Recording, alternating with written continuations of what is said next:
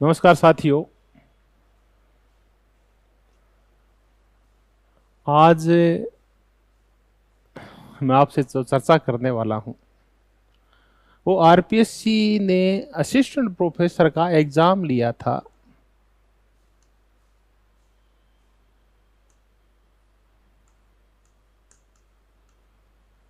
सोलह मई को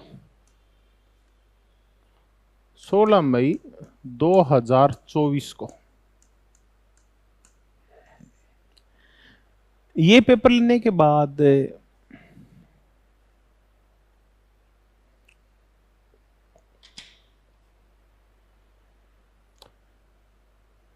हमने आंसर की जारी की।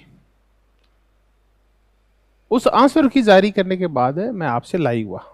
उसके बाद परिस्थितियां ऐसी बनती गई, पढ़ने और पढ़ाने का काम इस रूप में चला कि मैं आपसे जुड़ाव नहीं रख पाया, ऑनलाइन नहीं हो पाया। कुछ तो शुरुआत में तो थोड़ा सा दबाव था पढ़ने पढ़ाने का, और उसके बाद थोड़ा सा स्वास्थ्य है उसमें गड़बड़ हो गई, नसाज हो गया स्वास्थ्य।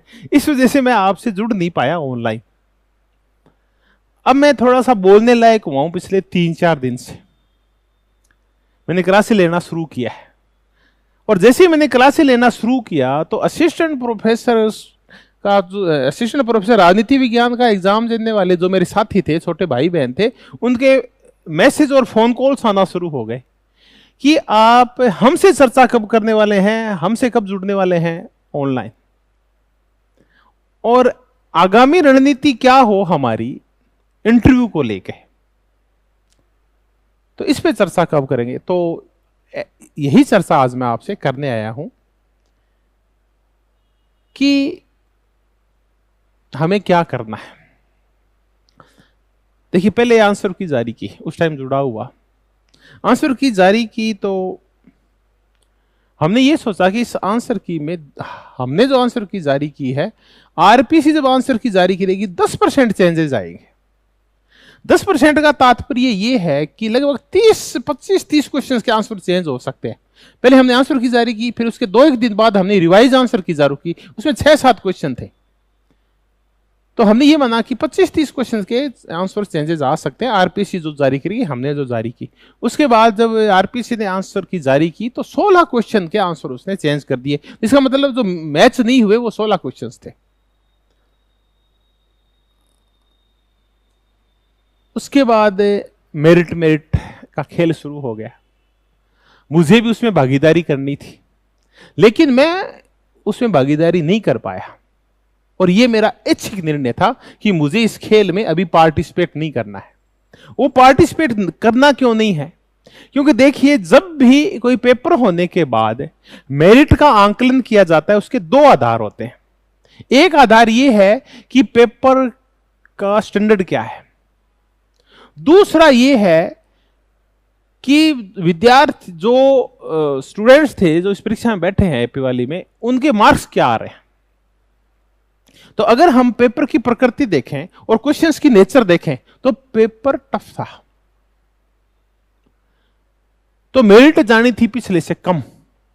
तो क्वेश्चंस का एनालिसिस, तो पेपर का एनालिसिस तो ये कह रहा है कि मेरिट पिछली बार से कम जानी है।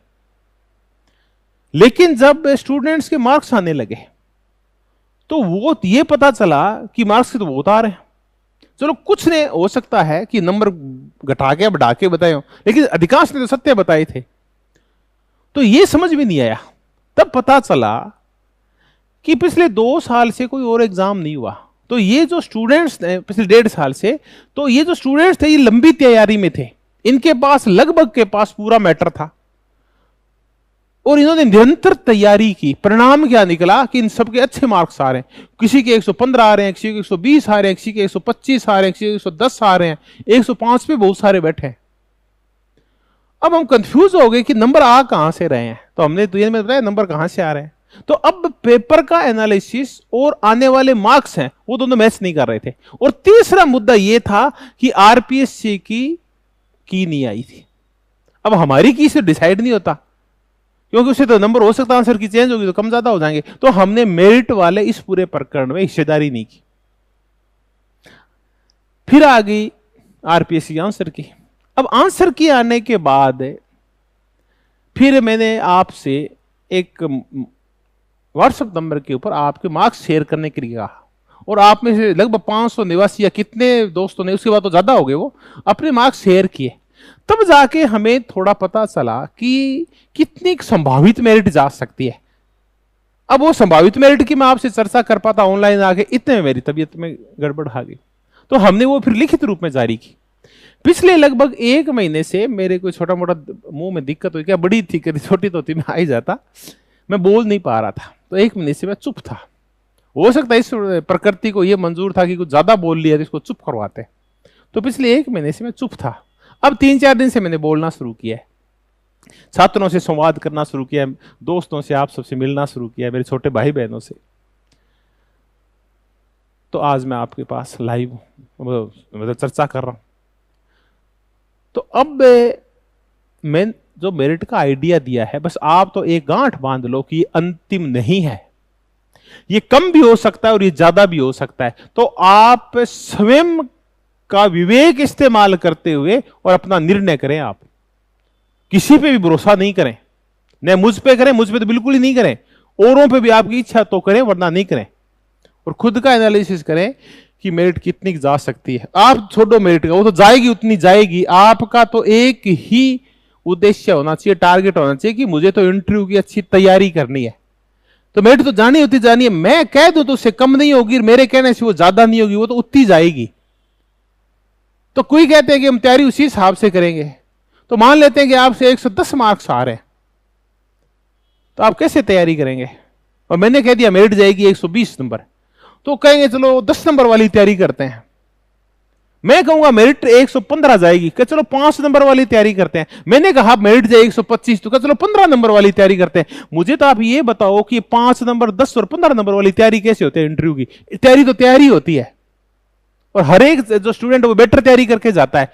तो आप क्यों इसमें माथाफोड़ी कर रहे हो कि मेरिट मेरिट क्या है? ये मेरिट जीती जाएगी उतनी चली जाएगी। आप तो मनोयोग पूर्वक निरंतर तैयारी करते हुए आप तो अच्छा इंटरव्यू दे के आओ, और उसके बाद आपने अच्छा कर्म किया है तो रिजल्ट भी अच्छा आएगा। सबसे अच्छी बात यह है कि पोस्ट 180 है। 180 पोस्ट के बाद दूसरी अच्छी बात यह है कि 180 मत मानो, बड़ा फेयर एग्जाम हुआ है, कहीं कोई गड़बड़ नहीं है, तो ये पोस्ट डबल क्या ट्रिपल है ये मानिए आप। तो अब मैं आज तो आपसे चर्चा नहीं करूंगा, क्योंकि आज दोपहर को मैंने ये निर्णय किया कि मैं लाइव आके और आप इंटरव्यू के लिए मैं आपकी क्या सहायता करूंगा इस मुद्दे पे मैं चर्चा करूं। लेकिन इतने में ही क्लास का टाइम हो गया, उसके बाद मुझे टाइम नहीं मिला। तो मैंने ये निश्चय किया कि मैं आपके पास सोमवार को आऊंगा। तो मैं आपको सोमवार को क्या बताऊंगा इंटरव्यू को लेके, मैं आपको ये बताता हूं।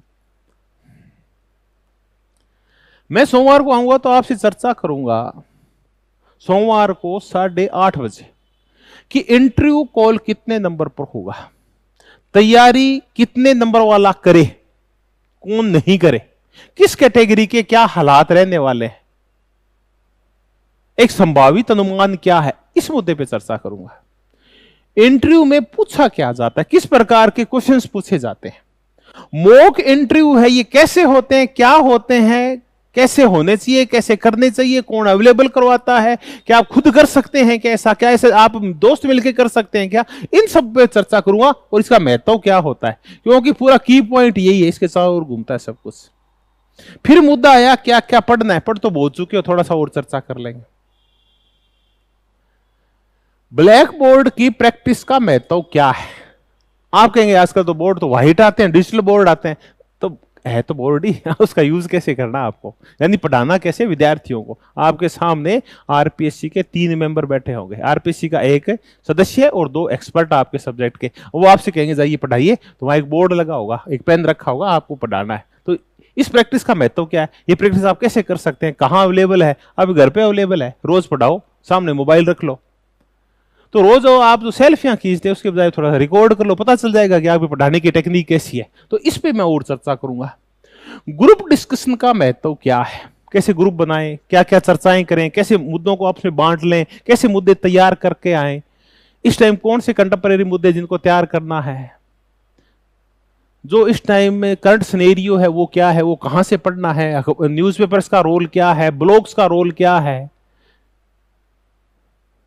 कौन सी पुस्तकें पढ़नी है, ये भी चर्चा करें। ओरिजिनल टेक्स्ट पढ़ने हैं क्या, या टेक्स्ट बुक से काम चल जाएगा, नोट्स पढ़ने हैं क्या, क्यों पढ़ने नोट्स, पढ़ लिए वो तो ओरिजिनल टेक्स्ट कौन से हैं, वो क्या है, टेक्स्ट बुक और कौन सी पढ़ने, इस पे मैं चर्चा करूंगा आपसे सोमवार को।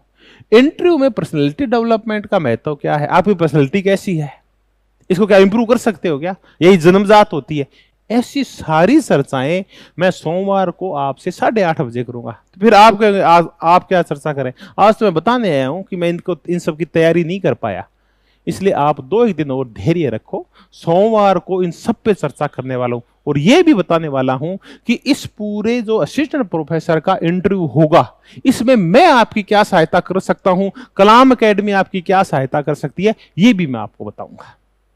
तो दोस्तों, आज मैं आपके कीमती समय में से इतना ही समय लूंगा। धन्यवाद, बहुत बहुत धन्यवाद।